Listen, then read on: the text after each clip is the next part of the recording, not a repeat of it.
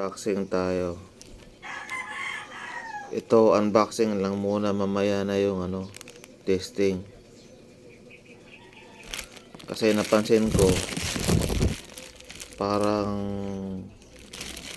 tatlo kasi ito eh. Pero parang manipis na.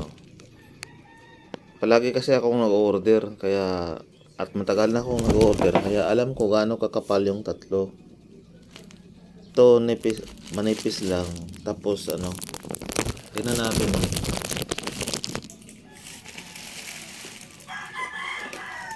Kasi nilalagay pa nila yan sa bawat isa may ganito. May ganito bawat isa. Pero ngayon, parang ewan ko paanong packaging nito ah. Tingnan natin. Ito yun. Parang hindi na nilagay. Kung hindi na nila nilagay ng ganyan, paano to? LCD to. Baka fragile na item to. Kung ganon, baka maging sirain na to, maging ghost touch. Order na ako sa iba, yung maganda yung packaging. Kung pangit na yung packaging ng Soki ko. Diretso na nga lang Sabagay, walang nangyari ngayon, walang UP. Okay lang.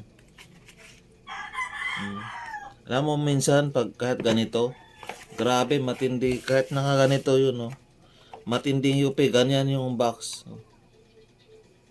Pero may allowance kasi sa loob, kaya hindi siya na hindi siya na ano bang Tagalog nun? Hindi siya nag-allow doon sa loob. Pero ngayon kung wala na silang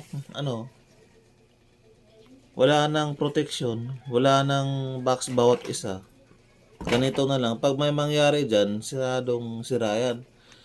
Kung ganito na sistema, wala nang di na maganda packaging, order na ako sa iba tulad dito.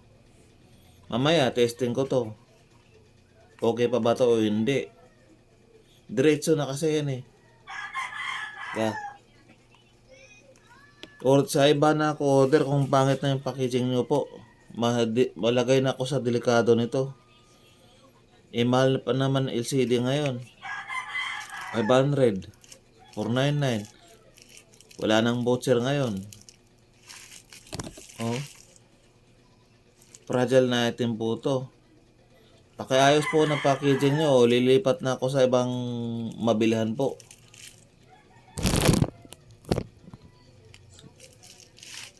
Baka paglagay nito, matino lang mga pagkatapos ng mga 15 minutes, 20 minutes, ghost touch na. Hindi pwede yan. Fragile item binibenta nyo, walang protection, wala nang dapat ganito, bawat isa may ganito. Nakalagay yan sa ganito. Ayun, diretso na. Lilipat na ako pag ganito. Ayaw ko na pag ganito packaging.